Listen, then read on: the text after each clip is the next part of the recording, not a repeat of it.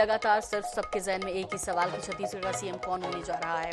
हालांकि जिस तरह से हम आपको लगातार बता रहे हैं कि फिलहाल विधायकों के पहुंचने का सिलसिला जारी है। जो पहली बैठक होनी है सबसे पहले वो होगी जिसमें परिचय होगा, विधायकों का रायशुमारी भी हो सकती है। इसके अलावा फिर लंच ब्रेक हो जाएगा और फिर महत्वपूर्ण बैठक होगी विधायक दल की। उसके बाद विधायक दल की बैठक के बाद क्या जो पर्यवेक्षक आए हैं दिल्ली से वो नाम लेकर जाएंगे, नाम लेकर आए हैं। इसके लिए जिस तरह से हमारे प्रधान संपादक डॉक्टर हिमांशु द्विवेदी जी हमारे साथ जुड़े थे, उन्होंने कहा कि ये साफ नहीं हो पाए ऐसी भी संभावना है। लेकिन अब उस बात को आगे बढ़ाते हुए एक बार फिर से हमारे साथ जुड़ गए हैं हरिभूमि और आईएनएस 24/7 के प्रधान संपादक डॉक्टर हिमांशु द्विवेदी जी। सर, आपसे ये जानना जरूर चाहते हैं कि कई तरह की चर्चाएं छत्तीसगढ़ में सीएम को लेकर, ओबीसी को लेकर भी बात हो रही है, आदिवासी चेहरे के रूप में भी बात हो रही है, किसी नए चेहरे को भी मौका मिल सकता है जैसे ओम माथुर ने भी कहा।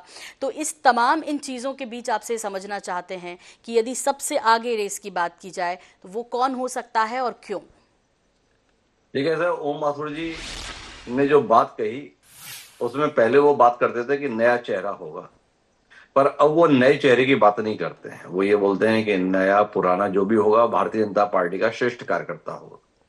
दूसरा उनका कहना है कि चौंकाने वाला नाम होगा। अब जो हालात बन गए हैं पिछले 5 दिन में, उसमें जो भी नाम आएगा वो सबको चौंकाएगा। इसलिए कि एक वातावरण भारतीय जनता पार्टी पूरे देश में बनाने में सफल हो गई कि हम पुराने लोगों को मौका देने नहीं जा रहे।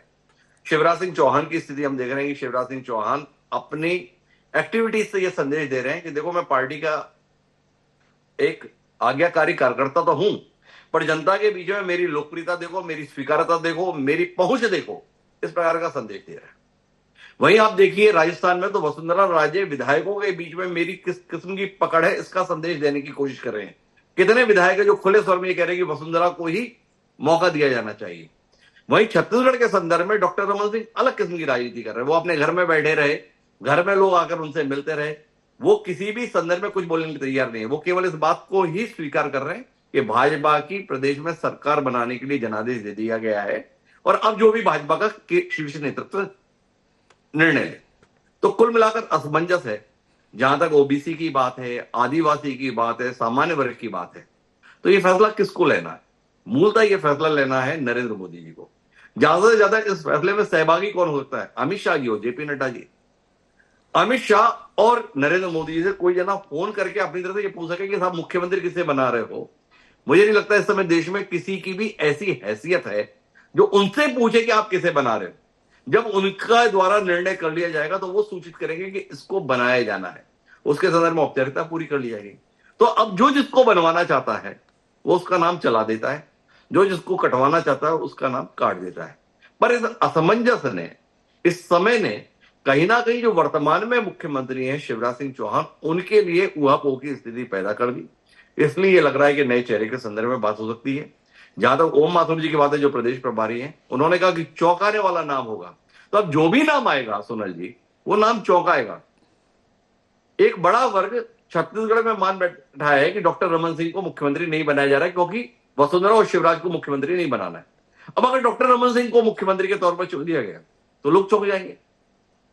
अगर एक आदिवासी नेतृत्व आ गया तो लोग चौंक जाएंगे, क्योंकि अर्जुन मुंडा को मुख्य पर्यवेक्षक बनाकर यह संदेश आया है कि भाई आदिवासी शायद नहीं बना रहे, इसलिए एक आदिवासी को जो है चुनने का मौका दे दिया गया। इसी प्रकार की स्थिति ओपी चौधरी और अरुण साहब के संदर्भ में। दो अरुण साहब पहली बार के सांसद हैं, ओपी चौधरी जी पहली बार के विधायक हैं। अब एकदम से नए चेहरों को अगर मौका दिया जा रहा है तो भी लोग चौंकेंगे। तो कुल मिलाकर चौंकना तो तय। तो ओम माथुर जी ने जो ये बात कही थी वो बात अपनी जगह ठीक है, लेकिन सबसे महत्वपूर्ण सवाल यह है कि क्या विधायक दल की बैठक के साथ में तस्वीर साफ हो जाएगी या विधायक दल की बैठक के बाद भी तस्वीर पर्दे के अंदर ही रहेगी?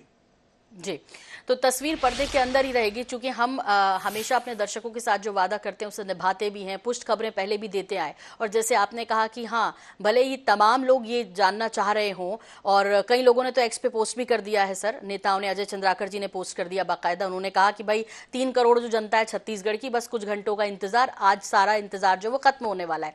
लेकिन पुष्ट खबरों के बीच आपसे जरूर समझना चाहेंगे कि देखिए कई अखबार हैं, कई चैनल्स हैं, कई सारे नाम सामने आ रहे हैं। इन सब नामों के बीच रेस में कुछ जुड़ते भी जा रहे हैं। रामविचार नेताम जी के नाम पर भी चर्चा होने लगी है, लता उसेंडी के नाम पर चर्चा हो ही रही है, धर्मलाल कौशिक जी के बारे में भी चर्चा हो रही है। तो सर, आपकी जो लिस्ट है उसमें कौन कौन है? देखिए, ये सारे नामों के चर्चा में आने के आधार हैं। बारी बारी से चलिए। Doctor Raman Singh. Doctor Raman Singh Bharatiya Janata party के राष्ट्रीय उपाध्यक्ष हैं।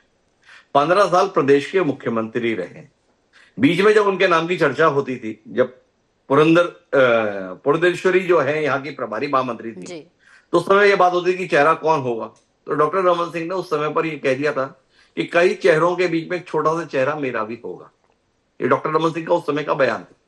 तो अगर चर्चाएं हैं, तो जब तक भाजपा के द्वारा यह अधिकृत रूप से ना कह दिया जाए कि नया चेहरा ही मुख्यमंत्री होगा, तब तक डॉक्टर रमन सिंह रेस से बाहर क्यों होंगे। और जब पार्टी ने उन्हें विधानसभा का चुनाव लड़ाया है, तो क्यों माना जाए कि वो मुख्यमंत्री नहीं बनाए जाएंगे। तो सबसे पहला जो नाम बनता है वो डॉक्टर रमन सिंह का बनता है। उसके 3-4 कारण है। एक, कि अगर भाजपा हाईकमान को एक अनुचर की जरूरत है, एक आज्ञाकारी शिष्य की जरूरत है, एक आज्ञाकारी कार्यकर्ता की जरूरत है, एक सेवाभावी कार्यकर्ता की जरूरत है, जो उसके इशारों के अनुसार चलने के लिए तत्पर रहता हो, जिसके साथ में कोई बड़े विवाद ना हो, तो वो नाम तो डॉक्टर रमन सिंह का है। वो कभी हाईकमान को चुनौती देते हुए प्रस्तुत नहीं होते हैं। हाईकमान के आदेश का अक्षरशः पालन करने के लिए तत्पर होते हैं। तो पहला नाम हो गया डॉक्टर रमन सिंह का। वरिष्ठता है, पद है, शीर्ष नेतृत्व में सम्मान है, और शीर्ष नेतृत्व को यह भरोसा भी है कि ये व्यक्ति हमसे बाहर नहीं जाएगा। अब इसके बाद आ जाइए, आपने कहा धर्मलाल कौशिक जी का नाम है। कौशिक जी का नाम क्यों नहीं होना चाहिए भाई? धर्मलाल कौशिक जी भारतीय जनता पार्टी के अनुभवी राजनेता है। पिछली बार जब भाजपा के खिलाफ लहर चली थी, उस समय पर धर्मलाल कौशिक सर्वाधिक मतों के अंतर से बिल्हा विधानसभा क्षेत्र से चुनाव जीते थे।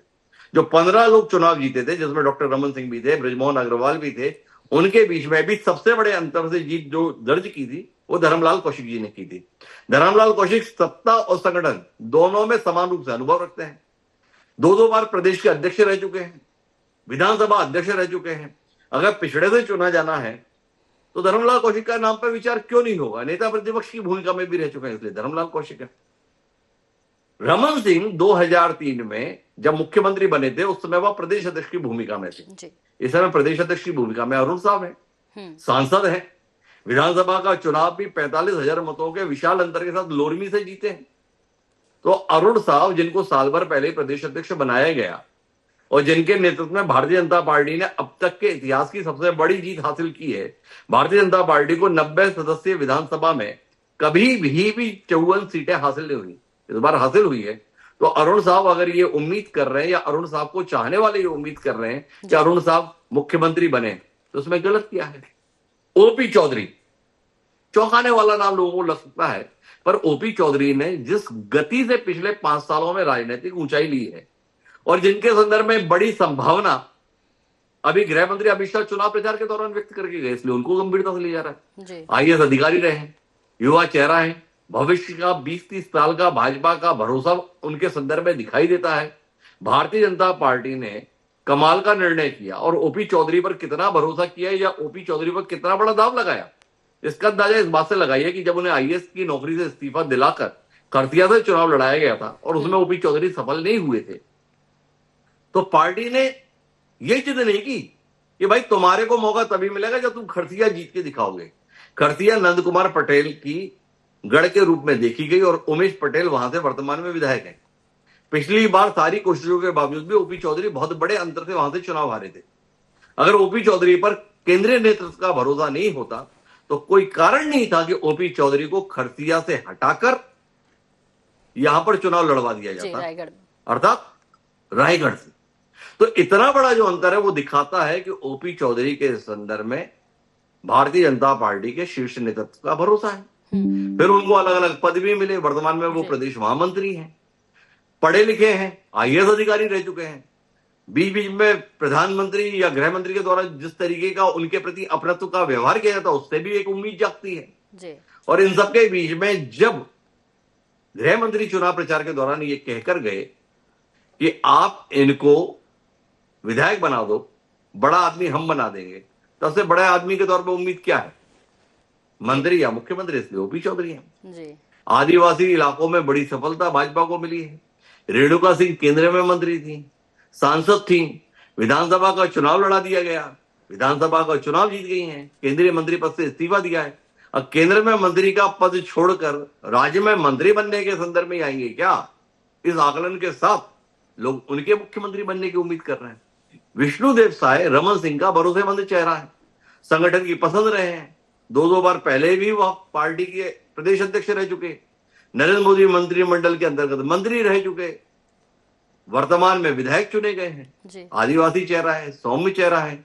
जैसे डॉक्टर रमन सिंह एक सौम्य चेहरा सामान्य वर्ग में है, वैसी ही सौम्यता, सहजता, सरलता विष्णुदेव साय के संदर्भ में देखी जाती है। जशपुर इलाके से ताल्लुक रखते हैं। तो कुल मिलाकर ये नाम है जो हवा में है, और इन सब के बीच में एक नाम जो सर्वथा चर्चा में ही रहता है, हालांकि पहले ये नाम बहुत आगे रहता था, इस बार चर्चाओं में बहुत पीछे खड़ा है, वो नाम ब्रजमोहन अग्रवाल का है। ब्रजमोहन अग्रवाल का नाम इसलिए आता है कि अजय योद्धा जब से विधायक बने तब से विधायक बने हुए हैं। 1990 में पहली बार विधायक चुने थे, 8वीं बार विधायक चुने हैं। वो 8वीं बार भी विधायक नहीं चुने गए, तकरीबन 68,000 मतों के विशाल अंतर से चुनाव जीते हैं। प्रदेश में सर्वाधिक बड़े अंतर से चुनाव जीता है। अब जो व्यक्ति के संदर्भ में प्रदेश की जनता लगातार भरोसा जताती हो, राजधानी की जनता 8 बार से चुनकर भेज रही हो, जिसको 8वीं बार भी 67,000 विशाल मतों के अंतर से जीत मिली हो, जिसका पूरे प्रदेश में कार्यकर्ताओं के बीच में सहज, सरल, सतत संपर्क हो, उस व्यक्ति के नाम को अगर मुख्यमंत्री के तौर पर उनके चाहने वाले देखते हैं तो क्या गलती करते हैं? हाँ, गलती इस संदर्भ में हो सकती है कि वो अग्रवाल समुदाय से ताल्लुक रखते हैं, थोड़ी अलग शैली की राजनीति करते हैं, अपनी पार्टी में भी दोस्ती रखते हैं, दूसरों की पार्टी में भी दोस्ती रखते हैं। अब ये कभी उनकी खूबी के तौर पे देखा जाता है, कभी उनकी कमी के तौर पे प्रस्तुत कर दिया जाता है, पर नाम तो है। तो कुल मिलाकर इतने नाम हैं जो चर्चाओं में हैं। क्रम अगर देना चाहें, डॉक्टर रमन सिंह, अरुण साहब, ओपी चौधरी, विष्णुदेव साय, रेणुका सिंह, धर्मलाल कौशिक, और इनके बीच में एक नाम और रह जाता है, वो है रामविचार नेताम जी का। रामविचार नेताम तेवर वाले नेता हैं। रामविचार नेताम को पार्टी ने हमेशा एक आक्रामक नेता के तौर पर देखा है, तो वो भी एक नाम है। तो रामविचार नेताम, और इन सब से चले जाओ तो ब्रजमोहन अग्रवाल भी एक नाम है। तो कुल मिलाकर ये कहानी सोनल जी इस पूरे खेल की है। हमें थोड़ा इंतजार करना चाहिए जी। इंतजार सभी कर रहे हैं जाहिर तौर पर, और जैसे आपने कहा कि पता किसी को कुछ नहीं है, जाहिर तौर पर जब वो सामने आएगा तो वो देखना दिलचस्प होगा कि वाकई ओम माथुर जी ने जो बात कही कि चौंकाने वाला होगा, वो चौंकाने वाला नाम कौन सा। इस बीच सर, तीनों ही राज्यों में डिप्टी सीएम को लेकर बहुत चर्चाएं हो रही है। इस बार ऐसा क्यों होगा और ऐसा निर्णय क्यों ले सकती है पार्टी, ये भी आपसे समझना चाह रहे हैं।